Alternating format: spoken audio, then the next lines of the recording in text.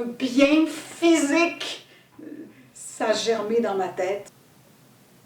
Dans la piscine de la théâtralité, vous élargissez vos horizons. C'en est drôle.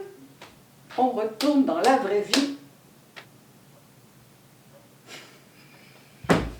Dans les tragédies, on montre, on fait vivre, les acteurs vivent des passions démesurées, des affaires inhumaines, des enjeux très, très difficiles à porter. Souvent, ce sont des personnages de rois, de reines qui ont d'immenses responsabilités et puis qui vivent une vie un peu étriquée, un peu pleine de compromis. Et souvent, ils doivent renoncer à leur amour, par exemple, pour des raisons d'État.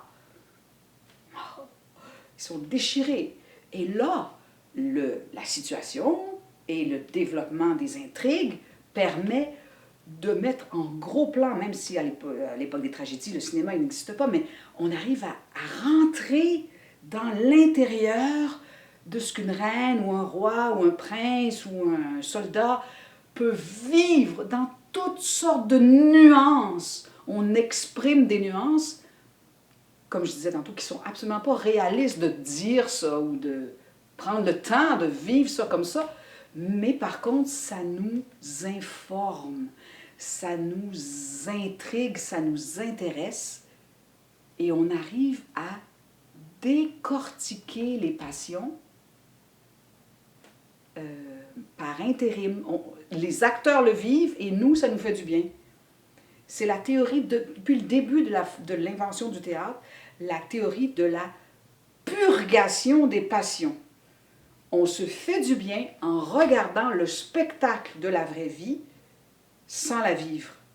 Dans son intensité un peu démesurée, mais dans nos rêves à nous, dans nos frustrations à nous, dans notre fameux non-dit, on en a nous aussi des passions démesurées. Et là, parce que les acteurs, eux, se permettent de les vivre, de les illustrer, de les déployer sur scène,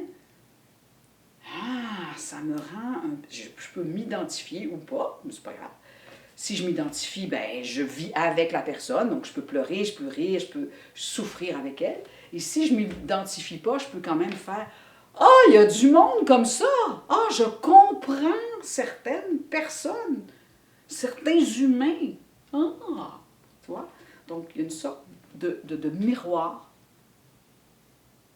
pas déformant, juste exagérant, qui permet de voir. Le mot théâtre, ça veut dire en grec le lieu d'où l'on voit. On retourne dans la vraie vie.